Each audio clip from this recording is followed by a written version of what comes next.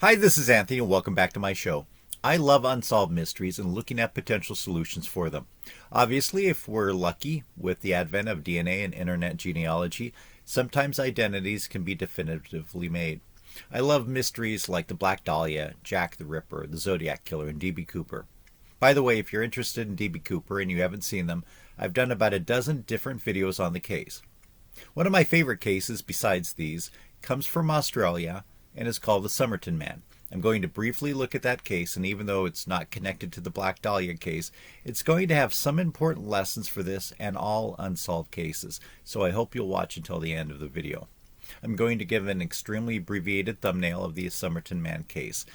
I encourage you to look at the Wikipedia article, and there are many, many very good videos on YouTube and websites on the subject that you should check out after you watch this one. The Somerton Man was an unidentified man whose body was found on the 1st of December 1948 on the beach at Somerton Park, a suburb of Adelaide, South Australia.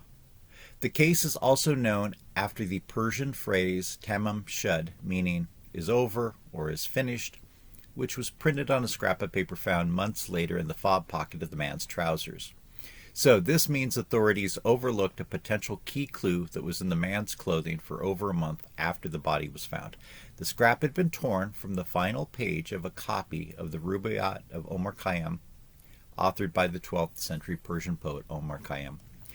Following a public appeal by police, the book from which the page had been torn was located. On the inside back cover, detectives read through indentations left from previous writing, a local telephone number, another unidentified number, and text that resembled a coded message. The text has not been deciphered or interpreted in a way that satisfies authorities on the case. The case has been considered since the early stages of the police investigation as one of Australia's most profound mysteries. There has been intense speculation ever since regarding the identity of the victim, the cause of his death, and the events leading up to it. Public interest in the case remains significant for several reasons. The death occurred at a time of heightened international tensions following the beginning of the Cold War, the apparent involvement of secret code, the possible use of an undetectable poison, and the inability of authorities to identify the dead man. In this case, there are a lot of what seems to be mysterious clues and coincidences. As I've already stated, when the body and clothing was searched, the fob pocket was evidently overlooked, and so the scrap of paper torn from a book was not found until the clothing was re-examined months later. The newspapers published an appeal from the police concerning the book and the slip of paper that the slip of paper was from, and a man came forward with the book that the scrap of paper was determined positively to have been torn from.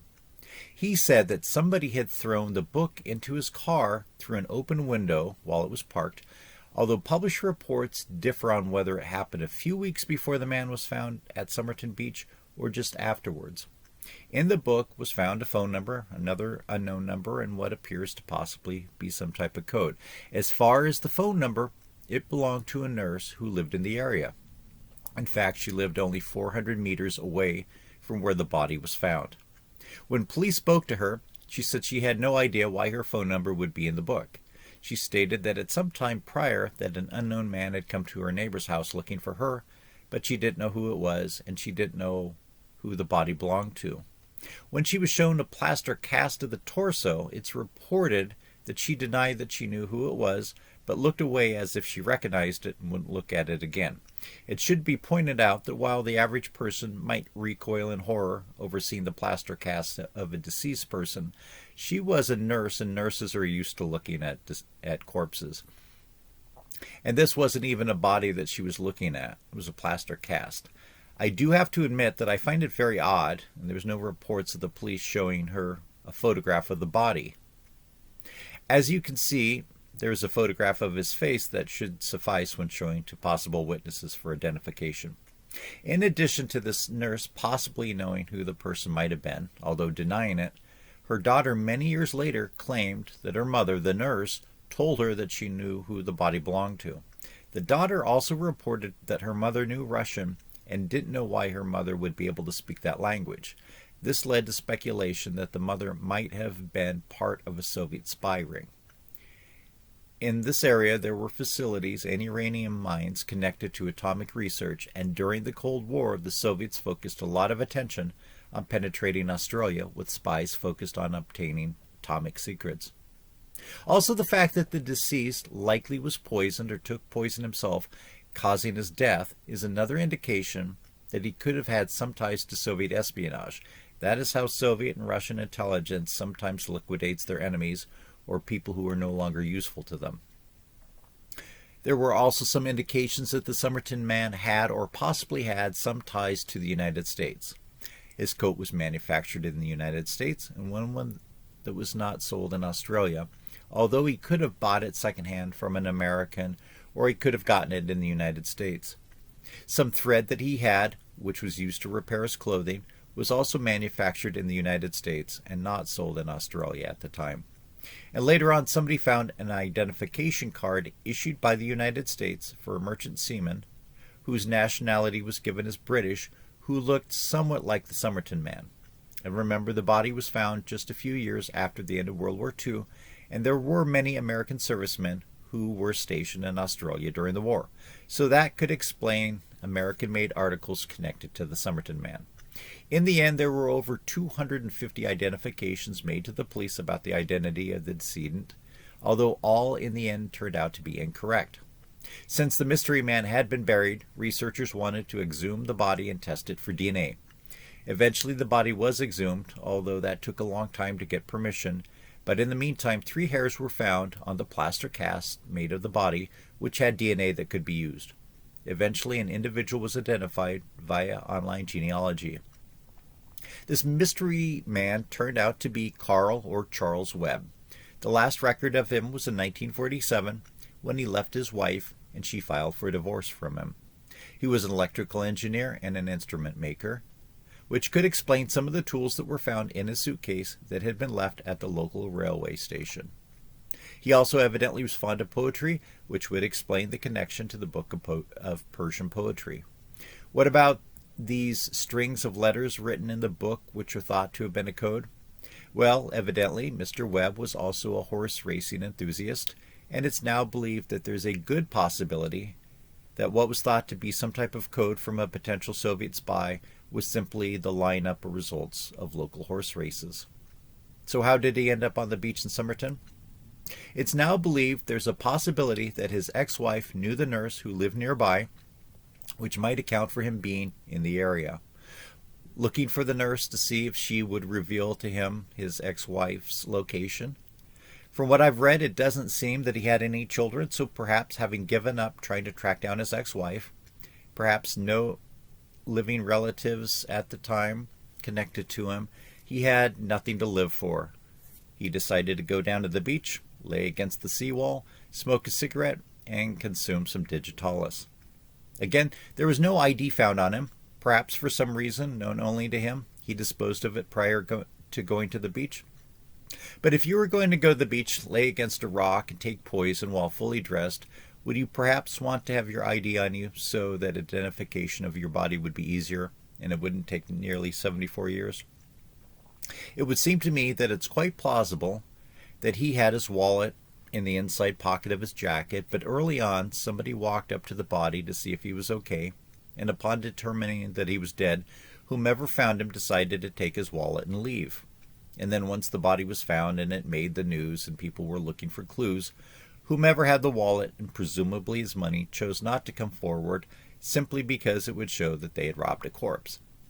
I also find it a bit odd that this man, whose picture and description was put in a number of newspapers, was never recognized by his ex-wife, who, even if she didn't want to have anything to do with him, one would think that she would have seen his picture in the newspaper as the mysterious deceased man.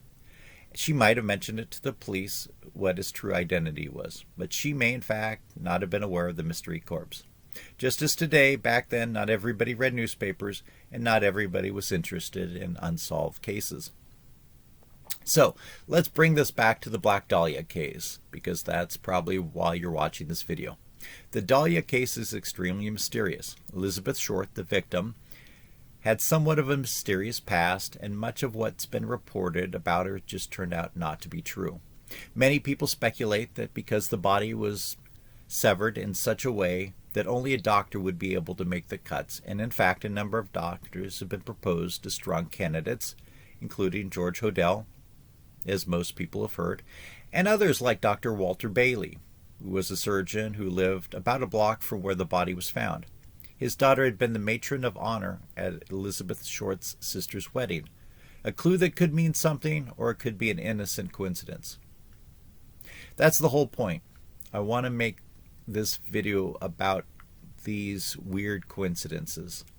With the Somerton man, we had all these clues that led to suspicious characters, possible Soviet intelligence connections, a possible assassination, mysterious codes and books, and yet in the end the truth seems to be that it was just a sad, divorced, lonely man who may have decided that his life was no longer worth living. But until we got those DNA results, all these other clues, which turned out to be unintentional red herrings, led researchers off on wild goose chases. So when we look at the case of the Black Dahlia or D.B. Cooper or Jack the Ripper or the Zodiac Killer, each of these cases have what seemed to be so many potential clues. But when you start looking at the clues themselves, we often don't even know if those are facts. So much from all of these cases has gotten distorted from the media or by investigators or by eyewitnesses or later by internet researchers. So in many cases, we do not even know what truly are factual pieces of information. And if the facts are not completely correct, then any conclusions that we draw from them have to be treated as suspect. If you made it this far, I do appreciate you sticking with it, and I would love to hear from you. What are your thoughts on this case? And have you ever heard of the Somerton man case before this? What do you think about that?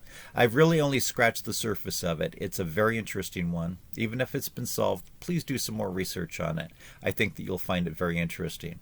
I plan to do more Black Dahlia cases soon. I don't have any favorite candidate at this point. Do you have a suspect that you think is stronger than the others? If so, please leave their name in the comment section below. As I end here, please subscribe and continue clicking the like button and leaving those comments. I really do appreciate them. Thanks so much.